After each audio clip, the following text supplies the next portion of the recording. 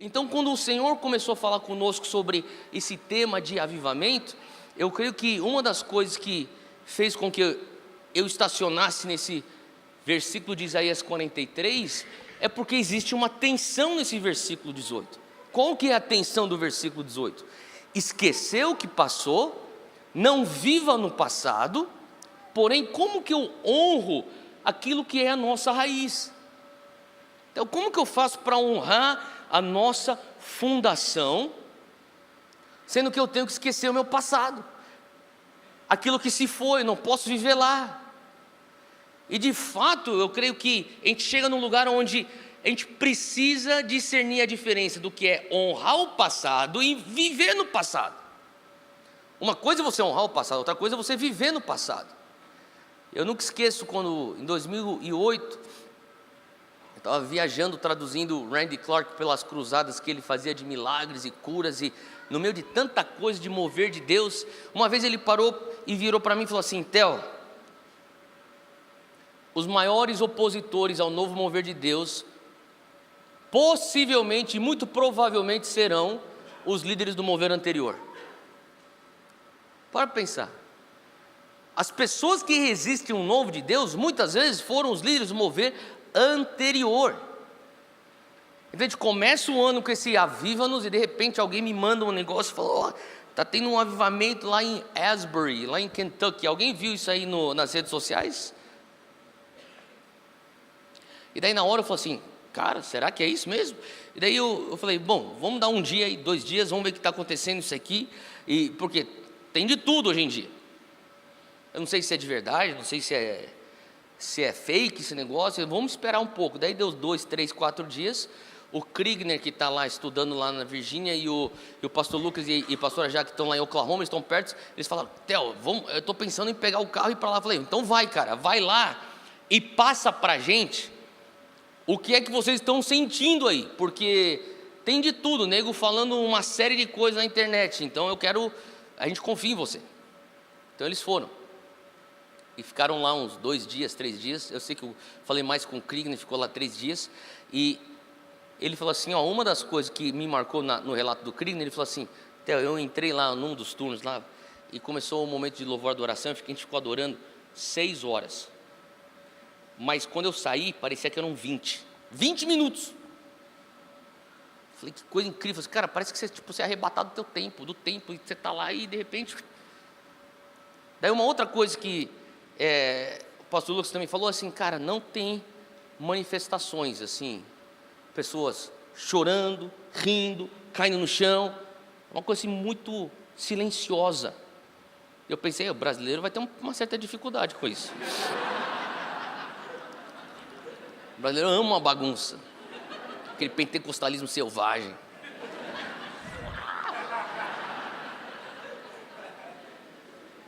Eu tenho um grupo de pastores, que eu faço parte, só de pastor brasileiro. Aí um cara fala assim: tomara que não pise nenhum brasileiro lá para estragar o rolê.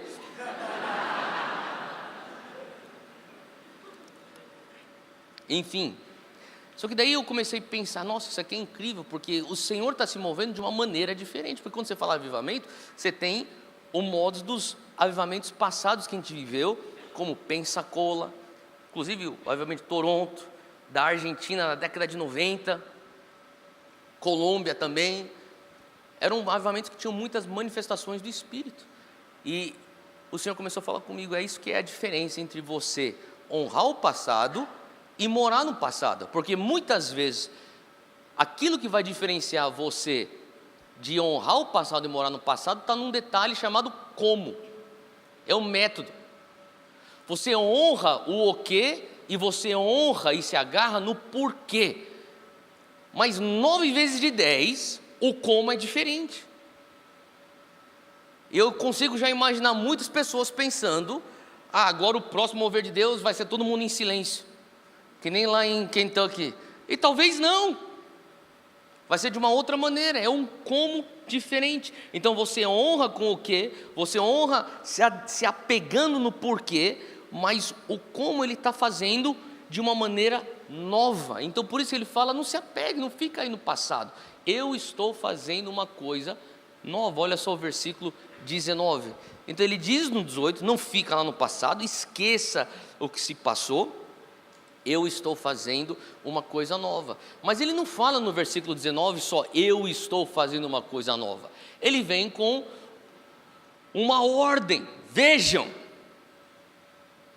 abra os olhos, enxerga, eu estou fazendo uma coisa nova. Existe aqui uma expectativa do Senhor para uma postura ativa. O que seria isso? Ele fala assim, olha, nós já entendemos, você já sabe, Romanos 6, versículo 4, nos ensina que nós servimos um Deus e vivemos com esse Deus uma novidade de vida. O que significa que Deus está sempre fazendo coisas novas. E por mais que nós valorizamos o que aconteceu e está acontecendo lá nesse avivamento em Kentucky, eu digo para você que existe nesse exato momento, eu não sei, mas eu tenho certeza que sim, em diversos pontos do globo, moveres de Deus que seriam considerados avivamentos, mas por não estarem num lugar onde existe uma mídia evangélica tão estabelecida, não estão sendo noticiados. Eu sei que, por exemplo, para muitos brasileiros, você poderia estar pensando, pô, glória a Deus está acontecendo isso lá, mas eu já vivi coisas incríveis, até na minha juventude no Brasil, em igreja evangélica, que eu poderia considerar, foi um mover de Deus genuíno. E daí não vamos entrar no mérito da questão, se é um avivamento, não é um avivamento, essa não é o ponto do que eu estou querendo dizer aqui, mas outro dia eu estou conversando com um jovem, ele me fez sentir muito velho, porque eu estava falando sobre os moveres de Deus no início do início 2000, e tinha um avivamento, um derramar do Espírito Santo, com louvor, adoração espontânea, que saiu de Belo Horizonte, e daí começou a se espalhar, e daí teve um ponto focal lá em Londrina, também no Paraná, e aquilo lá começou a se espalhar pelo Brasil inteiro, e a gente ia para esses negócios, eu lembro, eu ia para esses negócios, eu na verdade, nós fomos como grupo de jovens da Zion, na época Monte Sião, em 2002, fomos 80 jovens de ônibus, pegamos 2 ônibus e fomos lá para Belo Horizonte, num evento chamado Som da Chuva, e pouquíssimas pessoas estão aqui que lembram disso, mas na primeira reunião, era tanto nego bêbado no espírito, que eu falei, eu não vou ficar carregando todo mundo para dentro do ônibus. Então eu vou hospedado numa igreja batista que abriu a igreja, a gente veio com saco de dormir, a gente fez todo um acampamento lá, e daí eu falei assim, cara, eu não vou ficar aqui. Então eu fiz uma escala, na verdade sim, tipo, o líder de jovens nem foi na viagem, eu que acabei sendo incumbido, tinha acabado de voltar para Jesus, falei, não sei se é a melhor coisa que vocês estão fazendo, a coisa mais responsável, mas enfim, eu vou, e daí eles falaram, vai lá, Theo, você coordena aí o busão, teve até briga com o motorista do ônibus, enfim, foi aquela tipo, tudo confuso, bando de moleque liderando um bando de moleque. Daí eu cheguei, peguei uns 3, 4, falei assim, ó, o seguinte, mano, a gente vai fazer o turno da sobriedade. Tem que ter a escala, velho, ó, nessa reunião eu fico sóbrio, você fica sóbrio, você fica sóbrio, você fica sóbrio, mas na próxima eu vou chapar, então alguém vai ter que ficar sóbrio. Porque tem que ter gente, nego sóbrio, velho. Não, literalmente, cara, a gente ficava carregando corpos toda reunião. Terminava, eu ficava procurando, esse aqui é da Monte Sião, puxa esse aí, pá, leva pro busão. Então, quer dizer, a gente experimentou o mover do Espírito Santo forte, e pessoas eram arrebatadas, e pessoas vinham, cara, manifestações com pena de anjo. Foi nesse evento aí que, de repente, foi, acho que o pastor Antônio Cirilo estava ministrando louvor, parou tudo, a banda parou, você escutava uma orquestra, e os músicos faziam assim, tipo, eu não estou tocando, e tinha uma orquestra, cara, e pessoas sendo encontradas na glória. Então eu estava contando essas histórias, daí o cara chegou e falou assim para mim, pô, Theo, conta para mim aquela parada lá, velho. Falei, como assim? Porque eu não era nem nascido. Falei, vai tomar banho, moleque. Falei, quando é que você nasceu, mano? Falei, nasci em 2004. Falei, o cara tem 19 anos de idade. Falei, meu Deus, velho, tô ficando velho. Enfim. Eu tava falando, e daí os caras de 20 anos de idade, 21, 22 anos, sério, isso aconteceu no Brasil? Falei, lógico que aconteceu no Brasil. Mas eu começo a ver a tendência nossa, relembrando, de repente a gente começar a falar, Deus, faz de novo. Sim, é bíblico, faz de novo. Mas o Senhor também está falando assim, olha, não viva lá, porque o que eu quero fazer é maior do que aquilo lá. é diferente do que aquilo lá. Eu quero fazer uma coisa nova. Versículo 19 diz: vejam, eu estou fazendo uma coisa nova. Então, o que Ele espera de mim, de você, é uma atitude de falar assim: Deus, o que é o novo que o Senhor está fazendo? Porque o Senhor está fazendo desculpa. O Senhor está fazendo uma coisa nova lá em Kentucky. Qual que é o novo que o Senhor vai fazer aqui no nosso meio? Faz sentido o que eu estou falando? E quando Ele diz, essa aqui é um ano onde nós vamos clamar, e Ele vai responder: aviva-nos mais uma vez. Ele continua aqui no versículo 19: ela já está surgindo. O que está surgindo? A coisa nova está surgindo. Essa coisa nova está surgindo, e quando Ele avisa, ela já está surgindo. Existe aí uma conotação de urgência.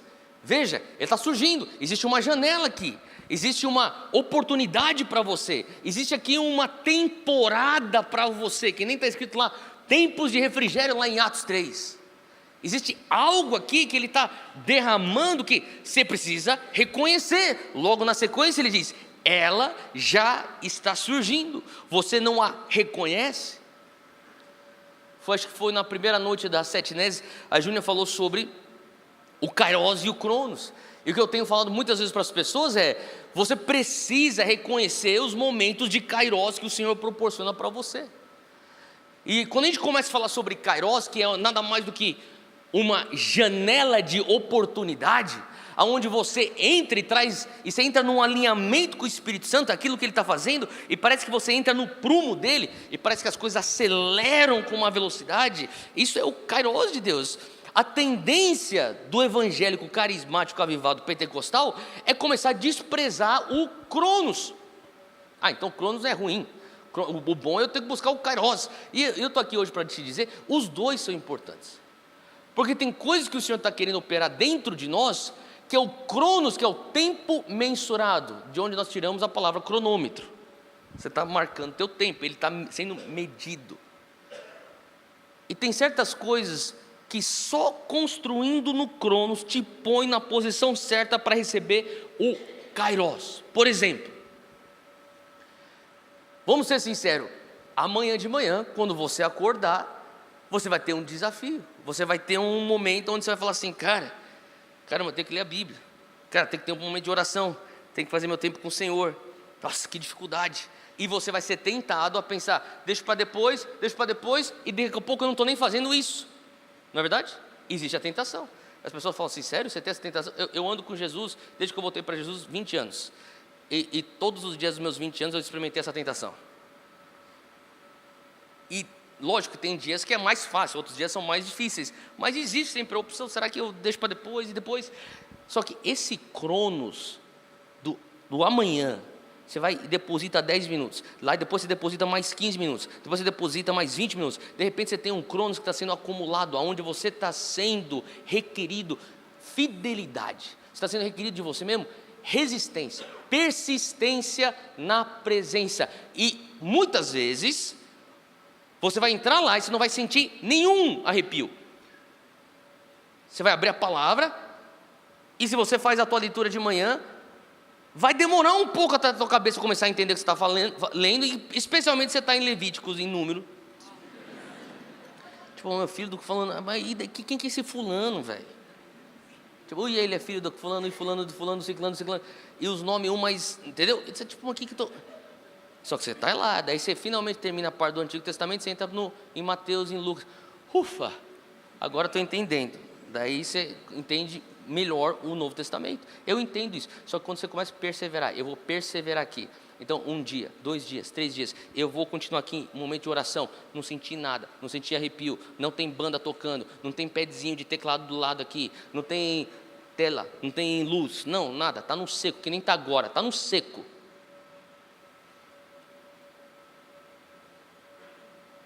Não está seco?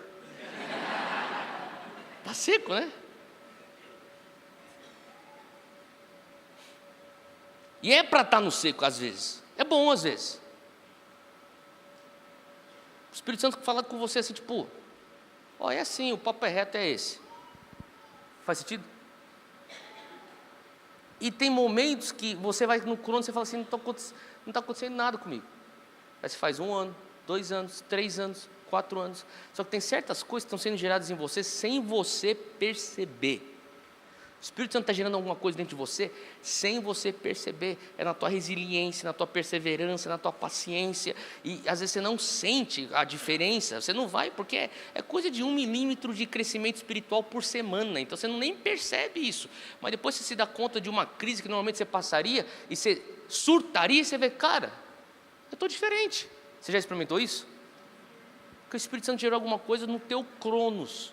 Porque você falou assim, eu vou abraçar meu processo de cronos. Só que quando você abraça isso, às vezes a gente fica pensando, a gente é muito, como ser humano, a gente é muito 880, então a gente pensa, não, Deus só se move no cronos. Vida cristã é esse tédio mesmo, abraça o tédio.